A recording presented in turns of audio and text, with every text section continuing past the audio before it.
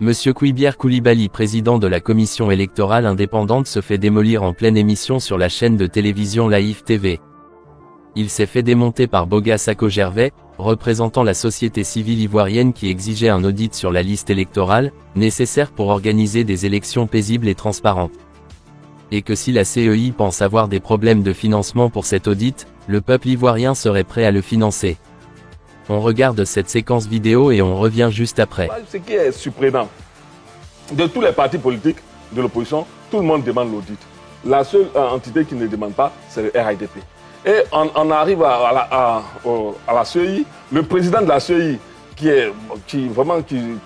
se dit un grand pédagogue et c'est à saluer, il est toujours prompt à faire des leçons à l'opposition pour leur dire, écoutez, si vous avez besoin de faire inscrire quelqu'un sur la liste électorale, voilà la débâche, voilà pour ceux qui sont enlevés, voilà ce qu'il faut faire. Mais quand il s'agit de l'audit, il est prompt à ne pas vouloir. On se pose des questions. Moi, je dis qu'il faut rassurer les uns les autres et vous verrez que ce processus de révision-là, il y aura de l'engouement. Toutefois, parlant de la CEI, cher ami, moi, il y a deux choses sur lesquelles je ne veux pas être d'accord avec vous.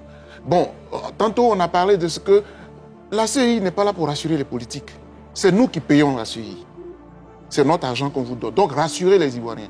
Mais quand vous regardez vous-même les typitudes parfois de votre organisation, de votre structure, avec le président, qui dit une chose et son contraire.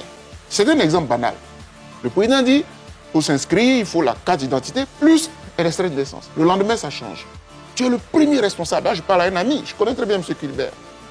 Un bon magistrat, etc. Mais vous pouvez prendre ça comme des détails. Mais vous êtes la tête, vous êtes la figure de la structure. Si vous-même, vous ne connaissez plus les éléments qu'il nous faut, nous, citoyens, mais comment vous voulez qu'on vous fasse confiance? Ça, c'est un élément, ce n'est pas un détail. Mais deuxièmement... Vous allez avoir la possibilité de répondre. Oui, bien sûr. Allez-y. Mais deuxièmement, la question de l'audit. Oui, l'article 12. Mais ce n'est pas suffisant. C'est pas suffisant. L'article 12, ce n'est pas suffisant. En dehors de l'article 12, la classe politique et la société civile dit faisons l'audit de notre liste. Parce que le problème qu'il y a, ce n'est pas seulement les personnes décédées. Il y a des personnes qui sont sur la liste de façon frauduleuse. Aujourd'hui, je peux en parler à l'aise. Parce que non seulement il y a au sein du PDCI RDA des allégations vérifiées, chiffrées. Les gens sont là. Maître Blessy est là, il a fait une analyse, etc. Vous allez au PPACI, vous avez Maître Abiba Touré qui a fait aussi une analyse avec des éléments. Ça existe. Mais mieux, le dernier en date, c'est mon ami Assalé Timoko avec qui j'ai échangé récemment.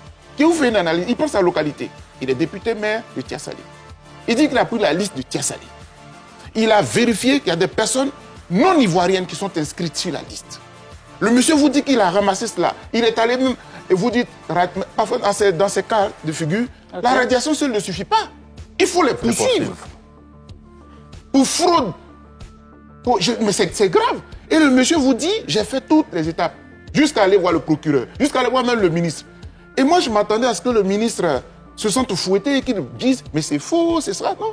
Le ministre fait un communiqué par son chargé de communication pour dire simplement que non, c'est pour radier, etc.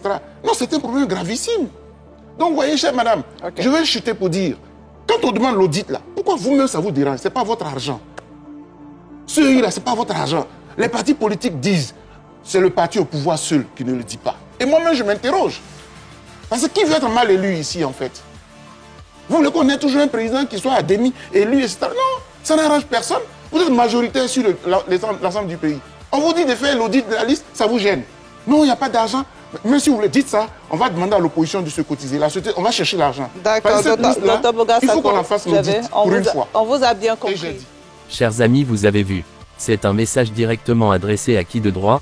Monsieur Kouibier, et il fallait que les Ivoiriens le sachent. Monsieur Kouibier et le RHDP agissent comme si la CEI leur appartenait. Ils se comportent comme si la CEI était leur propriété privée. Monsieur Kouibier oublie peut-être qu'il est simplement le président de la commission électorale qui est censée être indépendante, parce qu'à l'heure actuelle, il est difficile de croire que cette CEI soit réellement indépendante. Le RHDP au pouvoir donne l'impression que la CEI lui appartient.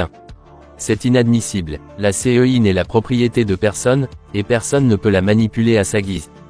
Raison pour laquelle l'opposition qui connaît ses droits, demande l'audit de la liste électorale, mais le RHDP oppose un refus catégorique. Selon de nombreuses indiscrétions, des actes illégaux d'enrôlement se font actuellement à Adzopé, par le parti au pouvoir, le RHDP. Des personnes sont convoyées en masse dans des villages, dans le but de frauder au prochain scrutin présidentiel. L'opposition est donc avertie. Merci d'avoir regardé cette vidéo, et à très vite pour une nouvelle publication.